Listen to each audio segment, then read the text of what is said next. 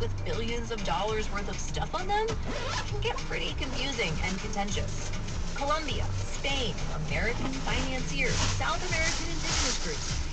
Everyone wants to say in what should happen to the San Jose. And because the laws that govern this stuff can overlap and the jurisdictions can be so murky, every single group kind of has a valid argument.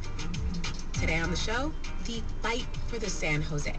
What one 300-year-old shipwreck can teach us about just how hard it is to untangle the legacy of colonialism.